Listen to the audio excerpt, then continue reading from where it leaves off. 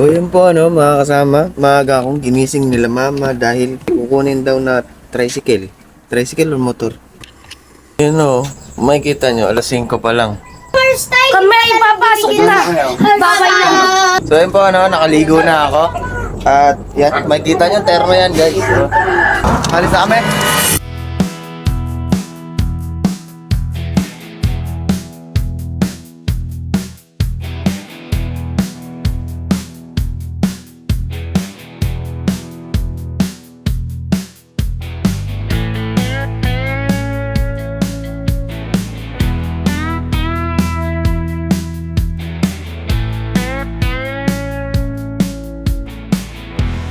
So ayun po nandito na kami sa bayan ng Nasugbo.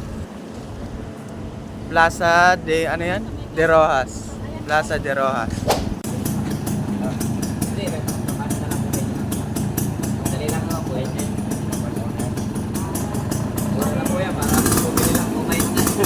Yan na. Yun na. Wala marunong eh. Wala akong marunong. Mag-guest na lang po kayo muna. Tapos naman eh.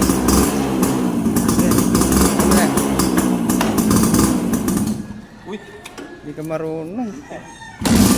Wala sir. Bago ata yun.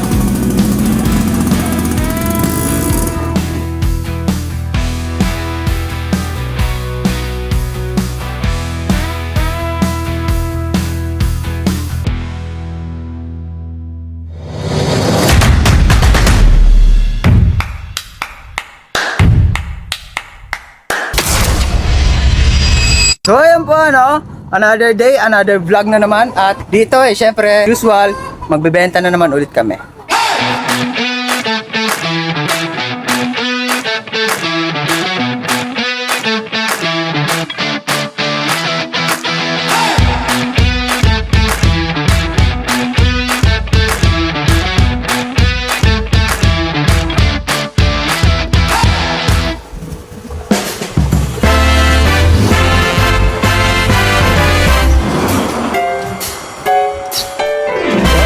Mga kasama, habang wala kaming customer dito is bibigyan namin kayo ng tips o mga idea sa pagsisimula ng ganitong food cart.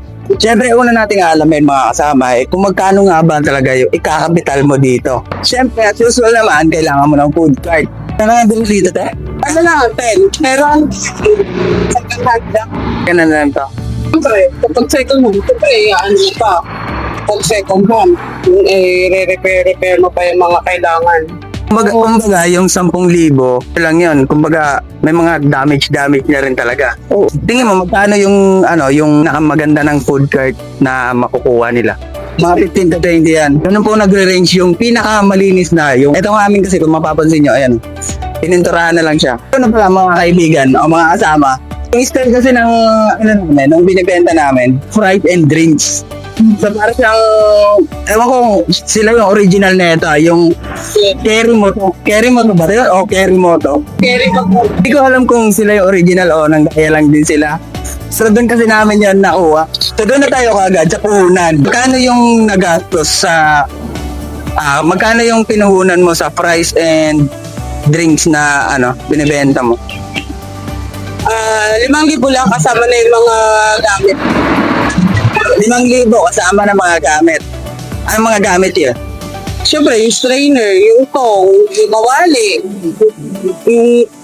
yung kangke. So, Ito mga lagayan na to. Kahit ang mga baso. pumapatak, yung ganitong food cart, pumapatak to ng 20. May sobra pa o ano na yun? Sakto na yun. Kung may matira man, ang na nila, panukli. Panukli nga ate, puro buo yung puro buo magbayad yung... Wala kaming panukli.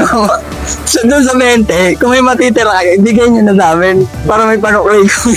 Ang huling tanong, siyempre ito yung inaabangan ng lahat, magkano yung tinutubo? Hindi, siyempre, depende sa kita. Siguro sa paninda is 2,000 lang nandun. So, kikita ka siguro mga 1,000. 1,000 sa isang linggo.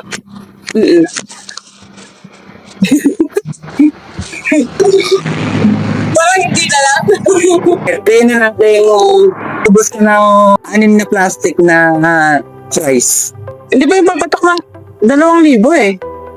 Yung presyo na mga 1,000 lang yan. So, kita ka ng 500 sa 6 na price. So ayun na nga po mga kasama sa mga nais tayo ng ganitong food cart business. Sa ganong presyo, nagre-range yung ikakapital nyo sa ganitong food cart business. So mga kasama, pauwi na ho sana kami kaso may nangyari. Ito, naplat kami.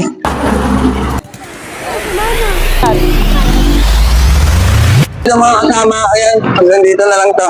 Hanggang dito na lang itong vlog na to kasi mag-aatin pa ako. Ayan, kalahati ako mag-aatin. Ano ito? Wala, may sakit ko ba? Sige ba?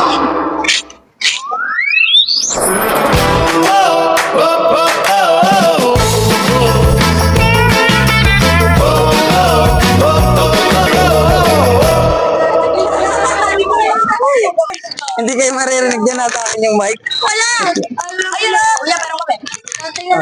Shoutout kay Ate Shai! Shoutout po sa family! Shoutout kay Ate Shailene!